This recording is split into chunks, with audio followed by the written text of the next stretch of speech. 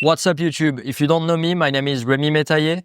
I am a professional mountain biker, and for the past 15 years, I have used nearly every single GoPro camera ever made. I have created countless of edits, and I also became an expert at making POV videos with some of the most viral clips in the mountain bike space. And in this video, I'm gonna teach you everything I've learned from shooting, editing, even exporting, so you too can make the most of your camera. Let's go.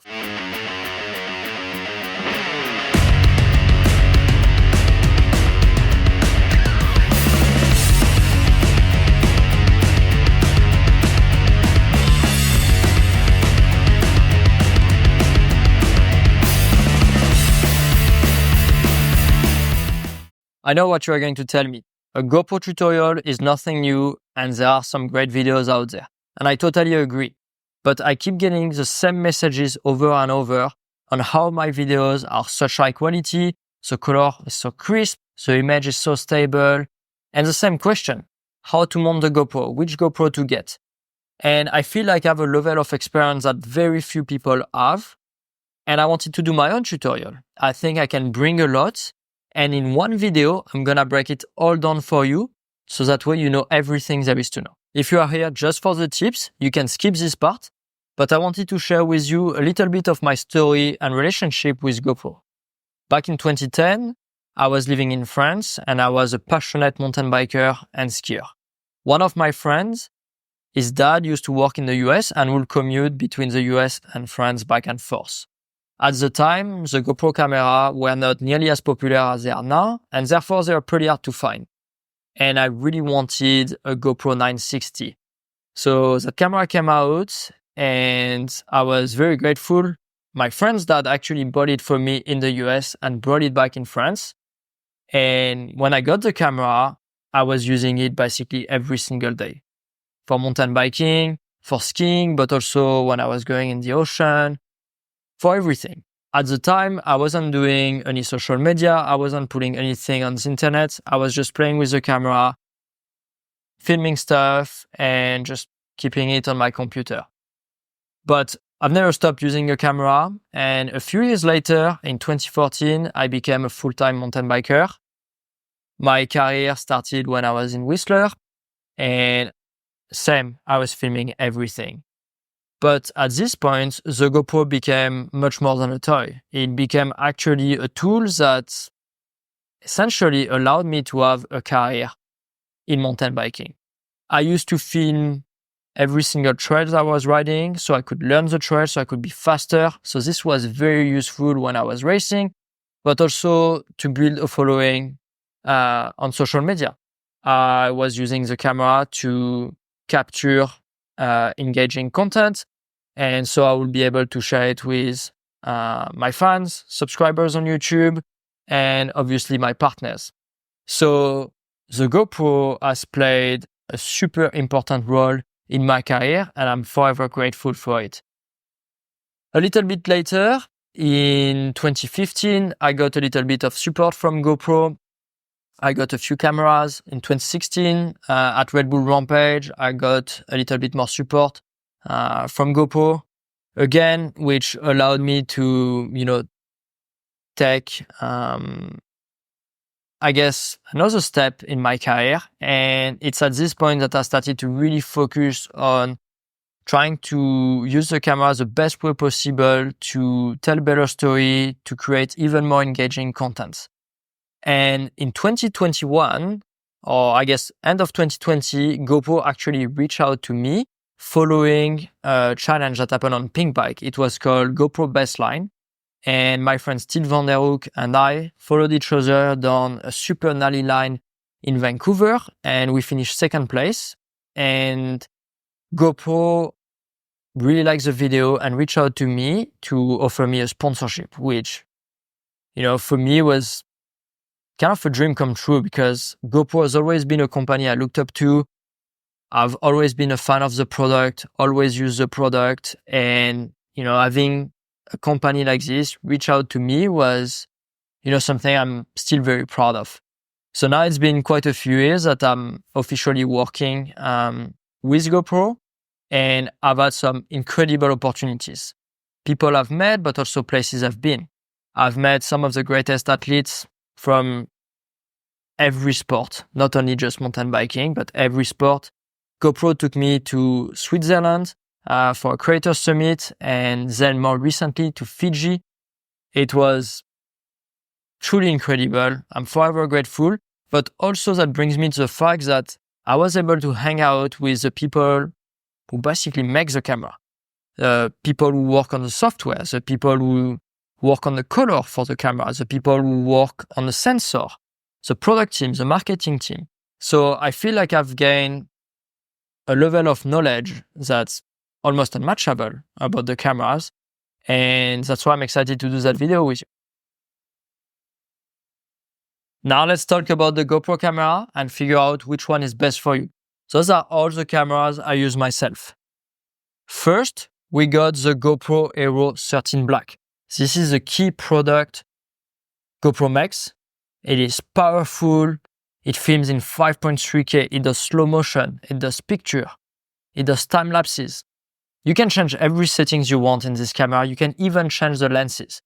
It's truly incredible, and this is a camera that I use most of the time, and this is what I use for most of my YouTube videos.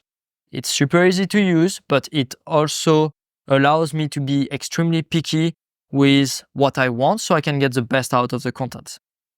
Now GoPro recently came out with a Hero. The Hero is a lighter, smaller, more simple version from the 13. As you can see, it's quite a bit smaller, it's lighter, and this is a great camera for someone that wants to get into filming, someone that wants something that's going to be light and simple to film some of their ski or mountain bike holidays, or simply his family.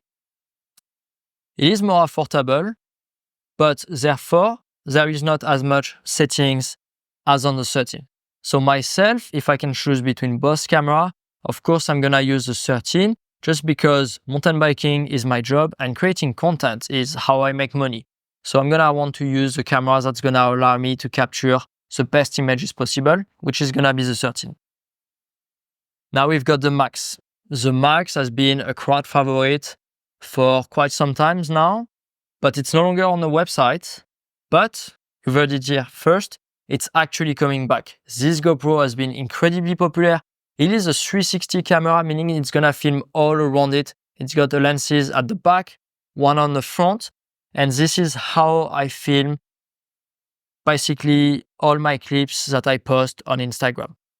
The quality of the videos are unmatchable. The color, the stability, I absolutely love it.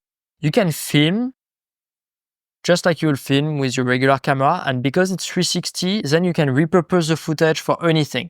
Landscape, vertical, you can basically do everything you want with it, and I also find it very fun. I love how it looks on the screen.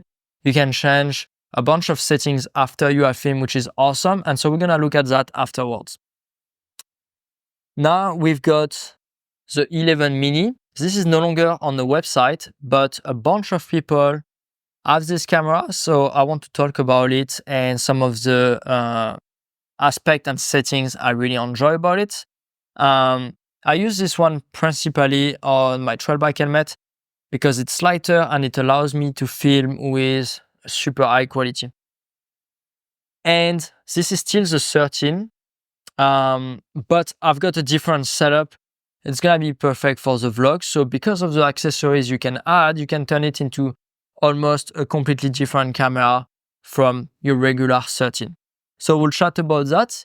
And another option, if the 13 is a little bit out of your price range, GoPro on the website still has the Hero 12, which is the previous model, and has some great options. It's missing a couple of settings and adjustment compared to the 13, which is a newer one, but it is also a great option. And if you consider purchasing a GoPro camera or accessories, please check out the link in my description. Every time you use that link, that support my channel. So I'm super thankful for that. How should you mount your GoPro for mountain biking, for example? Well, for mountain biking, there's two types of helmets. A full face helmet and a half lead like this one. This is my specialized descendant. So it's gonna be great for downhill, bike park. Anytime I do steep lines, I want to go really fast or do big jumps. This is the highest level of protection you can find. Below the visor, you can see there is a flat space right there. Specialized actually developed that specifically so your GoPro fits perfectly below. I like to mount the GoPro below the visor because that's gonna give you the most realistic way to mount the camera. It's gonna show exactly how it feels when you ride. So most of the time I'm gonna be using the 13. Just slides right into the mount. I put the rubber piece so it doesn't vibrate and it's very stable and secure. And just a side note, the sticky mounts are incredibly reliable. I have never lost a GoPro while mountain biking. A couple times the GoPro fell off, but that was due to a heavy crash where my head impacted on the ground heavily. And obviously, in that case, you want the camera to fall off. But yeah, it is very secure. This is how it looks. One thing that I would say is if you are not used to filming with a GoPro, the first time you're gonna use the camera, it is, I think, a really good tip to go on your bike, go in position like you will be when you go downhill. So a bit hinge over with your elbow slightly bent and out, looking ahead, and have a friend 90 degrees from you, checking the position of the camera. The GoPro 13 has a hyper-view option, which is super wide. So there's a lot of forgiveness, either if you are too high or too low. But obviously, if you start on the right spot, it is going to be better. You're going to be able to see the sky, the trees, the trail, but also your hands. And so it's going to give you a very dynamic shot. There is different lens option built into the camera.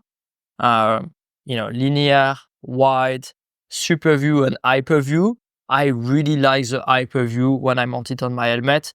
It shows so much. It is very wide, and to me, that allows me to create footage that feels or that looks how it actually feels. Now, if you want to use the GoPro Max, many people ask me how I mount the GoPro Max, because this one is pretty straightforward. There's one lens, so you have a pretty good idea of how it's gonna work. Now, the GoPro Max, which I have here, I plug it exactly the same way. And what's confusing is that there's two lenses because it's a 360 camera. And this is the position I use. As you can see, one lens is pointing up, one is down. So for some people, it's pretty confusing because the stitch line is actually where you'll be looking. But the camera makes an incredible job at combining the bottom lens and top lens to recreate the footage. And I absolutely love how it feels. It is very secure here. It is completely out of the way. And for me as a professional mountain biker, that allows me to ride at my best. I don't have to go slower or jump, smaller jumps because the camera is on my way. With that setup, I can ride at 100%, which is extremely important, while being able to capture the best footage possible. So it is, in my opinion, the best setup for the GoPro Max. And I use actually exactly the same on my tactic helmet. Instead of mounting it on the visor, I mount it on the helmet directly. Why? Because the visor is made to flex and it's made to pop off if there is any crashes. So I don't want to have the weight of the GoPro on it. But I rotate it upwards like this. And if you look, the GoPro has essentially the same position as on the full face. It does an incredible job capturing everything and it's out of the way, which is very important. Now, some people like to put the GoPro on top of the helmet, just like this. When you do this, you got the visor, which is a non-moving object onto the frame. And what it does is that it's gonna essentially give you a little bit more of an effect of speed because The visor is not moving, but the trees behind are moving really fast. The downside is that therefore you're not gonna be able to see much your hands and your handlebar because the visor is on the way. Personally, I prefer to have the GoPro mounted below the visor, so I have the most realistic shot possible. On this helmet, you can use the Hero because it is much lighter, so it is gonna be more comfortable than the 13. And I also really enjoy using the 11 mini because it's got those fidgets at the top like this, but also on the back, which allows you to mount this camera in places where it will be really difficult to mount some of the other cameras. So whichever helmet you have, you'll always find a way to mount that. I think that's it for the mounts on the helmet. Now let's look at some of my other favorite way to mount the GoPro. Let's check out other way to mount your GoPro that I use. The chesty that you mount obviously on your chest. This is a classic GoPro shot. One thing you should be careful though is if you mountain bike, when you ride, your torso is actually inclined about 45 degrees down. So you want the camera to be pointing up, otherwise you're gonna be filming your feet. Now for anything that's vlogging or traveling, this is a shorty. It's a little tripod. It's super easy, super light. You can have it in your pocket, put it on the floor. This is gonna be great if you are by yourself or want to get a group photo. Then we got the Volta. It's also a tripod, but you can connect it to the media mode that I'll show you a bit later on. You're gonna be able to control the camera directly from here to recharge the camera. And this is super sturdy. It's gonna be great for vlogging or for more advanced filming. Something that I use for, traveling, or even if I want to do some videos where I need to use both hands and even cooking videos. The bite mount, it's actually, I think was designed for surfing at first. You bite it. This is actually my setup for surfing. I use the GoPro Max as well. And that's about it. When you purchase the bite mount, it comes with a floaty for your GoPro.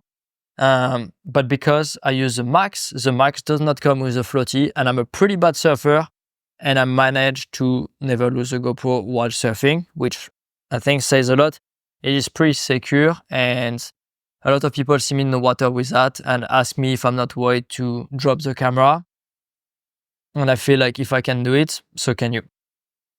The suction cup, if I want to get some shots while driving, I'm driving on a nice fire road and I want something a bit creative, this is a great option. The surfboard mount as well. Obviously, you stick it on your surfboard. And it's always a good idea to have some spare adhesive mounts, flat and curved. I always have some in my cars or when I'm traveling, because if I want to get a creative shot and I need to stick a mount somewhere, I can use those. Okay, now let's get onto the settings. Using a GoPro camera is very simple. There's only two buttons: power and record. And GoPro makes it extremely easy for people to be able to get shots. There's actually two modes. You got the easy mode or the pro mode on your GoPro 13. The easy mode is for someone that doesn't want to bother with settings, just want to press record, capture footage, and that's it. But then you got the pro mode, and this is what I use, and it's what I encourage you to use if you want to push your filming to the next level. But when you go in pro mode, there's some settings. You have to choose the right settings, and you have to understand what the settings do. So I'm gonna share with you what I use so you can get the best of your camera. For YouTube, for example, I'm gonna shoot in 16:9. So 16:9 is a standard horizontal. But the GoPro is built in. You can choose also a vertical mode if you choose to shoot directly for social media, as vertical is the preferred aspect ratio. So I'm gonna film everything in 5.3K, which is the highest resolution.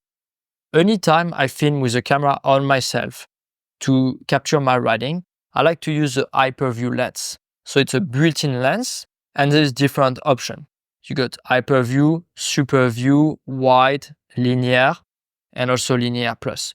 Hyperview is gonna give you the wildest field of view.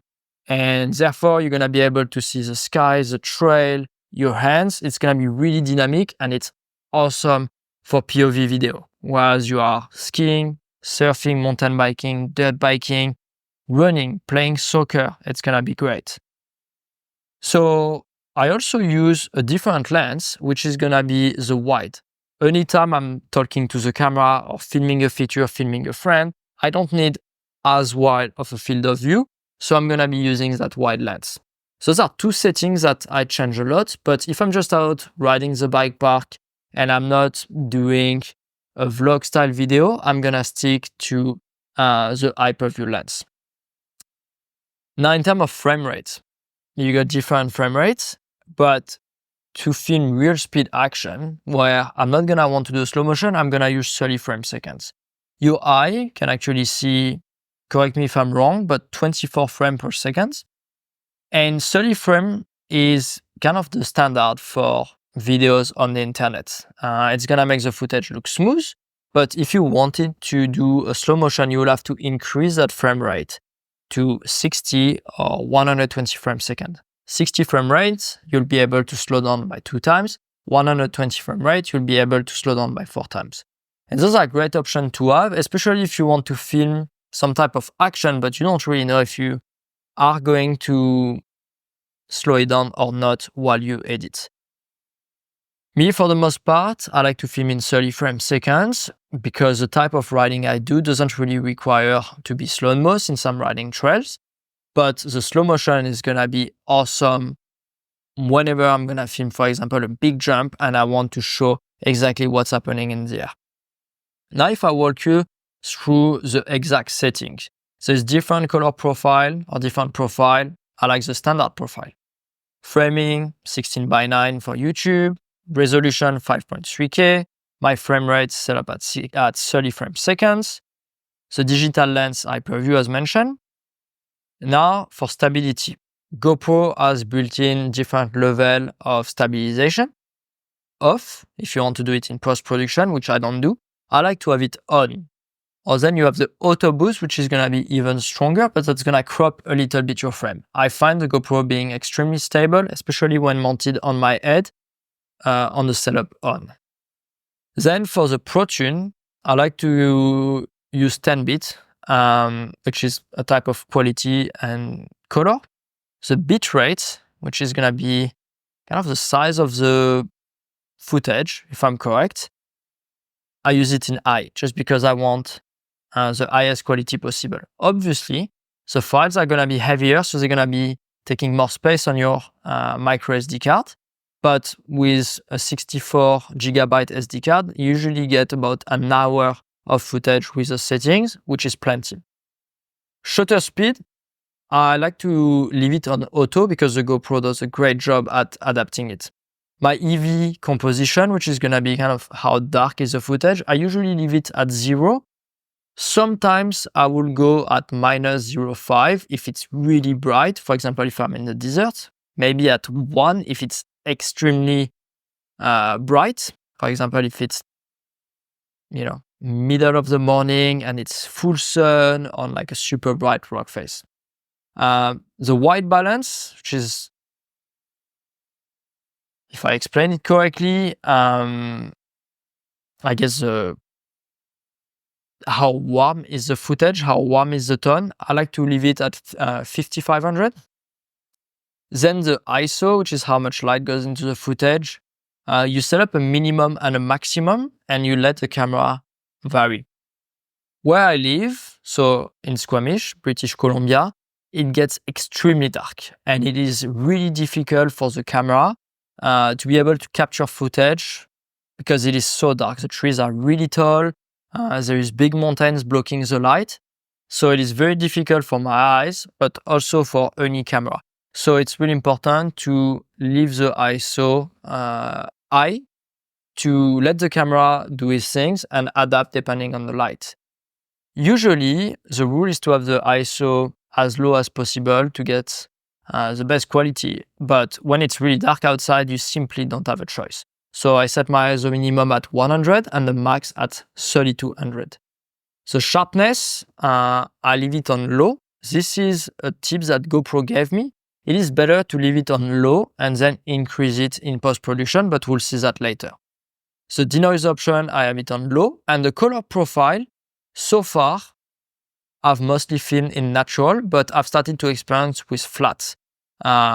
Same, it's something that you can change after and tune a little bit better in post-production, but GoPro makes an incredible job with the color panel. So straight out of the camera, you really don't have to touch anything to get incredible footage. But obviously, if you want to get to the next level of filmmaking, you have to do a few things in post-production. And this is the case with any camera, whether it's a GoPro camera or a very big camera that would be used to film action movie, for example.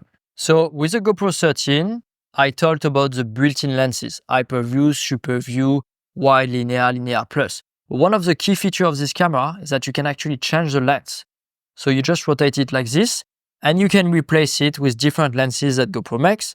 You've got, for example, the max lens. A lot of people love this lens for social media, for shooting vertical, just because the width of the camera is gonna be even greater than the hyperview. It looks awesome. It's a different style, and I think it looks really cool. It's gonna make stuff look even steeper than it is. It is a great option for any action sports. Now, if you want to go even further with your filming and you want to get that motion blur, GoPro's got the ND filter. So 4, 8, 16, and 32, that basically changes how much light goes into the camera, and you can create with that some really cool effects. And now on this camera, I've got the new nano lens. So that's gonna be to be able to create field of view on objects that are gonna be really close. For example, if you take a picture of your food, a portrait photo, and you want the background to be basically blurry so you can focus on the subject, that's really cool. And GoPro also has the anamorphic lens for a really cinematic look. I haven't used it yet, but I look forward to try it. So the GoPro Max has quite a few options as well in terms of filming. But because it's a 360 camera, I primarily use it for 360 videos. So I'm gonna set it up in 360 videos. And then in terms of my settings on ProTune, I'm gonna leave the shutter auto, just like on the 13. The EV comp, I'm gonna leave it at 0 as well. The white balance, I play either on auto or 5500, just like on the 13. And I set up my ISO minimum at 100 and maximum 3200, just as a 13. Sharpness low as well, because I'm gonna increase it in post-prod. And I'm gonna set up on GoPro Color instead of flat. I haven't played too much with the flat option on the GoPro Max, simply because the GoPro Color has been so good that I didn't feel the need to go on flat and to then spend more time on my computer dialing the colors. That's it for the Max. A lot of it will be done on post-production in order to get that more poppy color. Your cameras have been set up perfectly. You just went on an epic ride and got some super cool shots. Now let's go edit. So once I've got my shots on the GoPro, I simply pull out the micro SD card directly from the camera onto its adapter and straight onto the computer. Then the first thing I'm gonna do is that I'm gonna copy that footage onto an external hard drive like this one, or the desktop directly. Why? For backup, but also for organization, logistic. When I'm gonna edit from the computer, if I need to access some footage, that makes it very easy. I can also use stuff that I shot a few years ago, so it's really convenient to have everything well organized. And you never know, sometimes you shoot stuff now, but you might actually use it in 4 or 5 years. So I've got everything organized like that. That being said, GoPro has also developed the Quick app. So it's an app where you can connect all the cameras You can do color correction, you can export, you can edit with the different lenses available. You can also do some editing. You can also add some iPhone clips if you want, some stuff from your camera roll to make your edit more complete. And it is great. I use that on the trails as well to check out the footage I just got to make sure everything is the way I want. But in this video, we are going to focus on how I edit the footage with my laptop. And this is going to be using two different software. The first one is GoPro Player. I use that a lot for the shots of the GoPro Max. And the other software is called DaVinci Resolve. It is a free software for editing and color correction, and I use it for every GoPro shot I take. It is awesome. It is very easy to use, very powerful. There's a paid version, but I do not feel like for my workflow I need to use it. So I stick to the free version, and let me show you everything I learned about it. For the purpose of this video, I actually created two files on the SD card, one with a shot of the Hero 13 Black and one with a shot of the GoPro Max. We're gonna start by the Hero 13. So I'm going to open DaVinci Resolve and I'm going to create a new project and a new timeline matching what I want to do. So for this one, I want to show you an example of a YouTube video.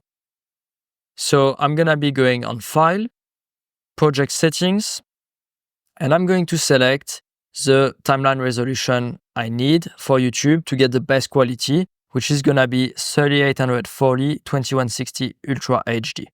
Then I'm gonna select the timeline frame rate, which is what I chose for shooting with the GoPro, and it was 30 frames seconds. 30 frames seconds worked really well for YouTube because it's gonna be really smooth and it's gonna be really enjoyable to watch. I save that, and then at the bottom of the screen, there is a bunch of icons. I'm gonna click on the third one, which is the editing part. So you can import the footage from different way, but myself, I like to click on the file itself and just slide it directly onto the timeline. DaVinci Resolve is very complete. There's plenty of videos on how to cut and how to edit. So I'm going to only focus on what matters for this video, which is gonna be really the color and the export. For the purpose right here, I'm just gonna cut the video so we have a shorter example.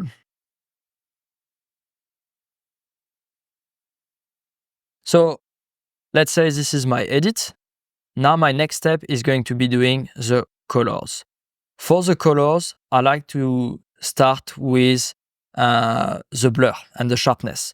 So as mentioned, I set up my GoPro in low sharpness, and that's because it's easier to increase the sharpness in post-production, so on that software, and get the best quality and the most control.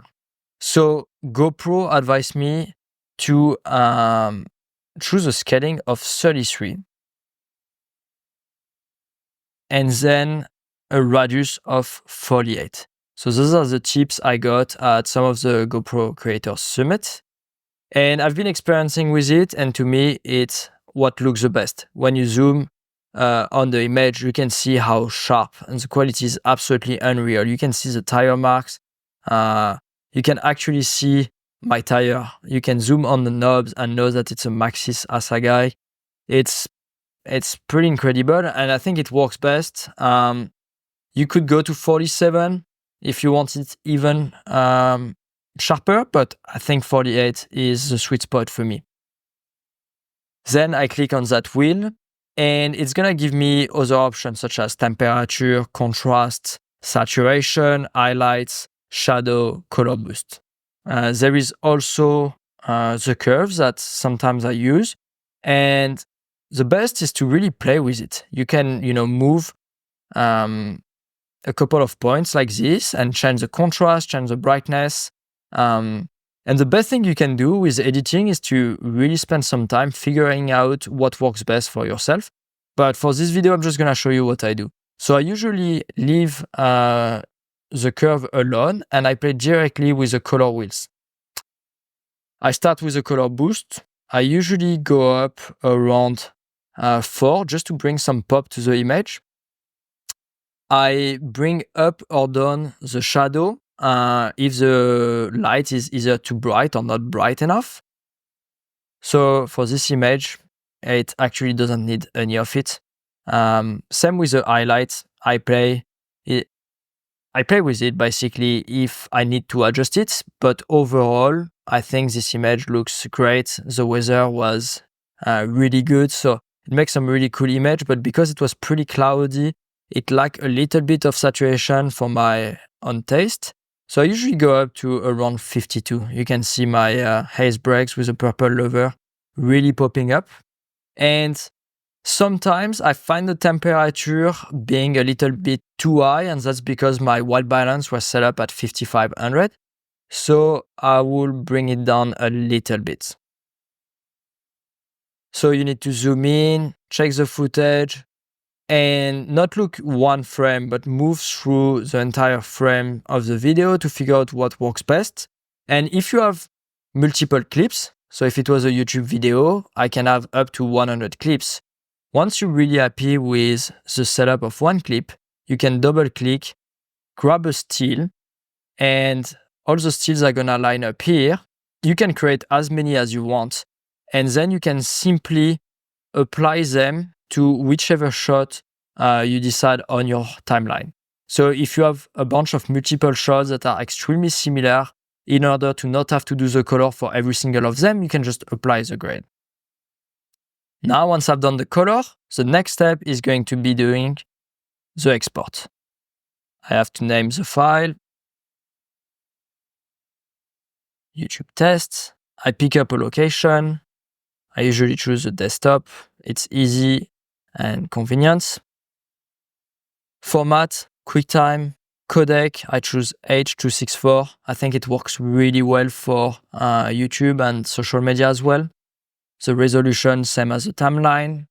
Frame rate, the same. Encoding profile, I'm gonna choose I. This I leave it on auto. I'm gonna click on multipass encode. To be honest, I don't know what it does, but I was advised by some very experienced filmmaker to click on it. So I do, and it's been working really great for me. Once I've done all of that, I add to the render queue and I start rendering. It's gonna take a little bit of time depending on your computer, depending how much storage you got. And then that will be it. You'll have your clip and it will be ready for upload.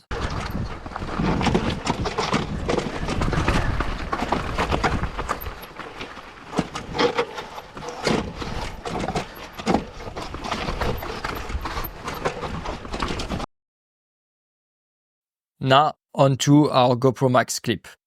So when you film with your GoPro Max, you will see on your SD card, each shot comes actually in 3 parts. The one that matters is the one that finishes by .360. And in order to work on this file, all you need is GoPro Player. GoPro Player is a free software that was developed by GoPro. It's accessible on the GoPro website. So simply download it. And once you have that, you just double click on the file and you can start working on it. First thing I'm going to be doing is that I'm going to be clicking on that little box on the right hand side, and I'm going to remove the word lock as well as the horizon level. I'm going to click on this little button right there to start reframing and create a keyframe. I'm going to click on it, and you can change the lens correction. You can zoom in, zoom out. That's going to change how much motion blur you get. But I find 24 is what works for me for vertical filming, for Instagram clips or YouTube shorts. As you can see here, I can zoom out or zoom in as I want. And I can also move the screen up and down depending what I want to show. I can also go left and right if needed. For example, if I was riding and a friend of mine will be on the right hand side, I could angle the lens differently to be able to show something else than what the GoPro is directly pointing at. As you can see right there, the screen is on 16:9, which is standard, but the beauty with GoPro Player is that you can change that aspect ratio. You can go to 9:16, which is perfect for Instagram Reel. YouTube Shorts, TikTok, Facebook Reel, or you have a bunch of other options as well if you wish, even 1.1, which will be a square option. For the purpose of this video, we're gonna focus on vertical filming, so 9x16.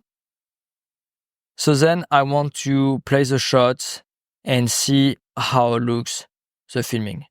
Right now, for example, I think it looks really good, but I feel like I could be slightly more zoomed in. So I'm simply gonna pinch the screen like this, and perhaps I need a little bit less sky so I can look down a little bit. This to me looks really good. It shows well the speed. You can see my feet. You can really see my body moving on the bike. You still get to see the sky. You see perfectly the trail.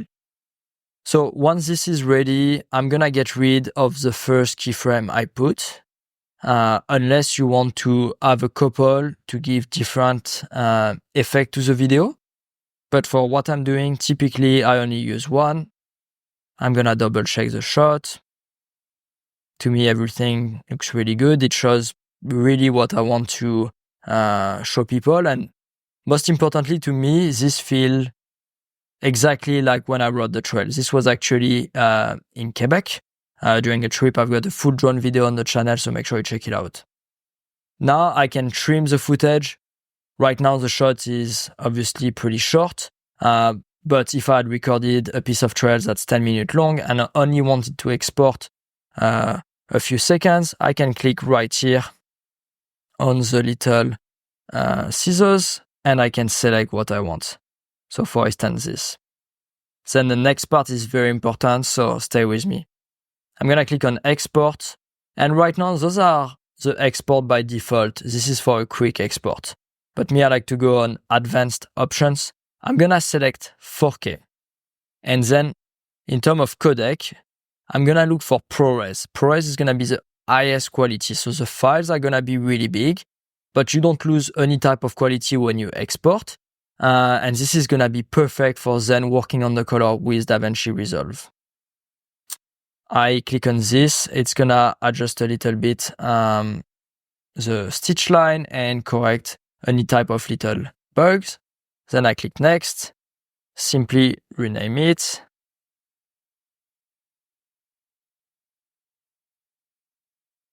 I'm gonna save it on the desktop. And it's actually extremely quick. The software is super powerful, so it only takes a few seconds.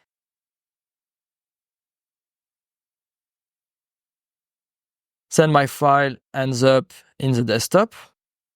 And same process, we're going to open DaVinci Resolve.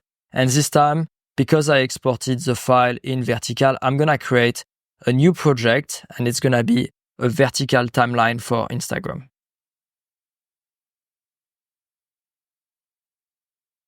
I'm gonna go on File. I'm gonna go on Project Settings. And by default, I don't believe that DaVinci Resolve has what I want. So I need to get a custom one. I'm gonna scroll down. At some point it says, or scroll up, I guess, custom. And it's gonna be 1080 by 920. This is a standard vertical option for Instagram. Once again, I film in 30 frames per second, so I'm gonna pick up 30 frames per second. I'm good to go. I'm gonna go on my timeline. I'm gonna slide the clip directly onto it.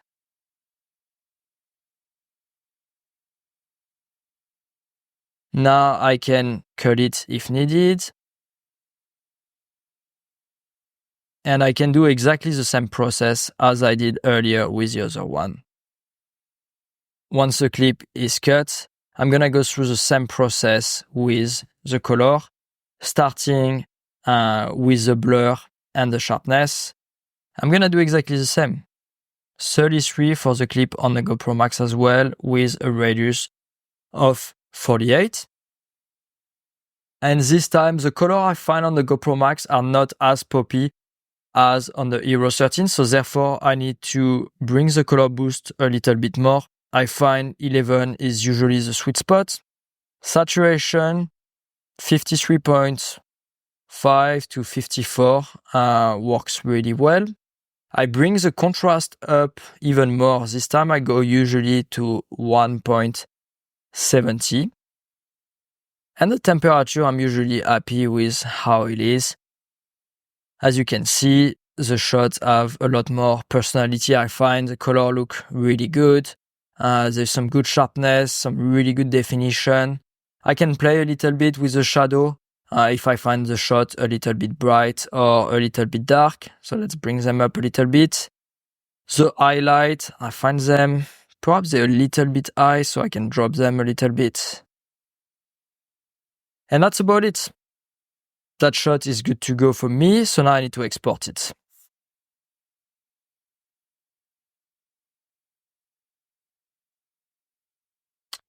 I'm gonna pick up a location as well, desktop, and I'm gonna look at exactly the same as for the YouTube video, QuickTime H.264, 1080. I'm gonna force the quality to go to 50,000.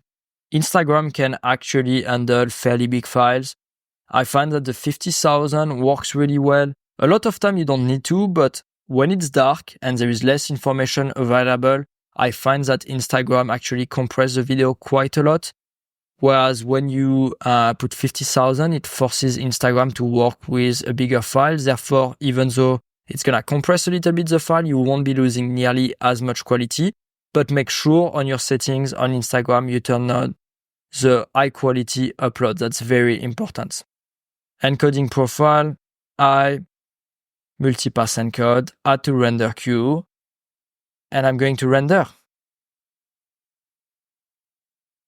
Okay, and that shot is ready to go. It is right here. It looks awesome. I'm gonna airdrop it directly onto my phone and then I can upload it straight to Instagram or YouTube. One tip that I found is that your computer and your phone don't show the color exactly the same. So if the purpose of this video is to be posted on Instagram, people are gonna watch it most likely on their phone. So it's good to airdrop it to your phone and double check the colors because it will look slightly different from your computer. Thank you so much everybody for watching my video. I hope you enjoyed it. If you are considering purchasing a GoPro camera or accessory, please check out the link to the GoPro website in the description or in the first comment. Every time you use that link, that supports my channel a lot. So thank you, I appreciate that. Now, stay tuned to the channel, make sure you subscribe. Plenty of mountain biking, some more GoPro tips, and also some other sports. It's gonna be fun. Make sure you like it and leave me a comment with your favorite settings or any question you have. I'll do my best to reply. See you next week.